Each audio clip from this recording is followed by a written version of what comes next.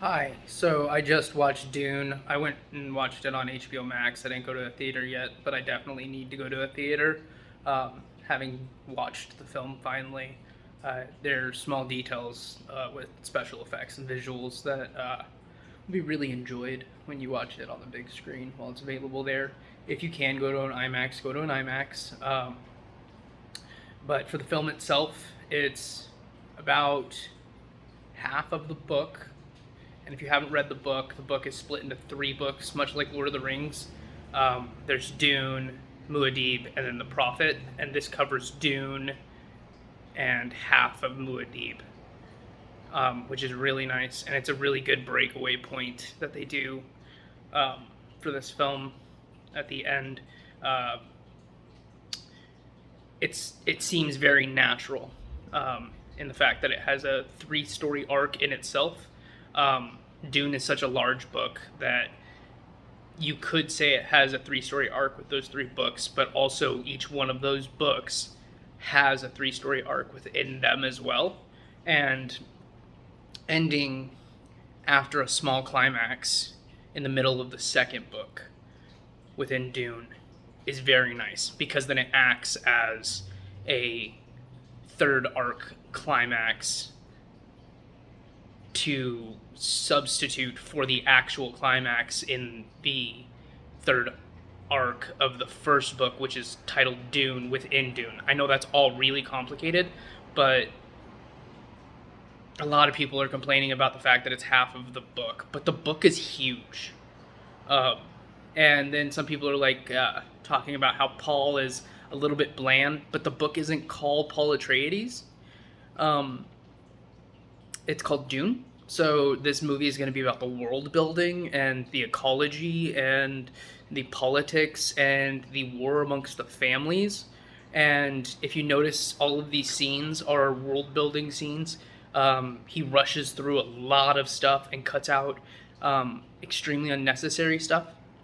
Um, I mean, if you really want to know more about the history of like the Bene Gesserit and what they can do physically, that's going to be in the book. But they get their fighting attributes in the film. Uh, you don't know a lot about the Atreides family. There's small, subtle references to what's going to be revealed later on between the Harkonnens and the Atreides and the Bene Gesserit and the Emperor and how the Empire is run. There are B plots between Gurney Halleck and Thufir Huat, and those are, I believe, that Denis Villeneuve, small spoiler, omitted a little bit of their stories so that he can fill that in the second part.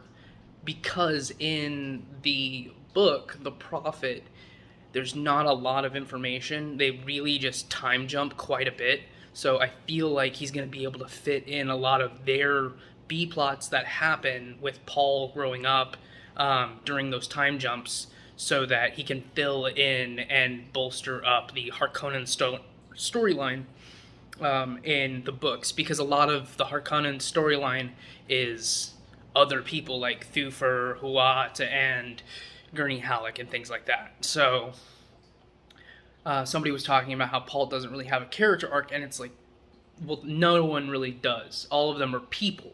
They're not characters. They're people living in the world of Dune, which is really refreshing because we don't want to follow characters. We want to follow the world. Like, we'll remember the characters in the world if they're interesting in what they do.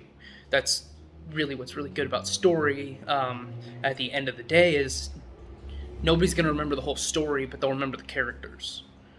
They People really personalize with those kinds of things. So if you create the world as a character, people are going to remember things about that world. We don't think about the Earth as a planet. We think about it as um, like Mother Nature. We think about it as like Gaia. We think about it as a physical thing. Like we have a very strong personalization to our planet, and so if we can do that with Dune in this story, and it's a person that's being explored in its ecology and like how the people have adapted to living on there, It's a stronger story that you can build off of with the people that are going to live inside of it. Like Paul says, his story leads into the desert, and Dune is the desert. So if you follow Dune, you follow Paul's story. Dune is a very good movie. It's half of a story, and it's very fulfilling in its 3 act structure. I recommend watching it on a big screen or on HBO Max. HBO Max is going to be what WB goes off of for greenlighting a part 2. So I'm excited for that, and I hope you are too. Thank you for watching.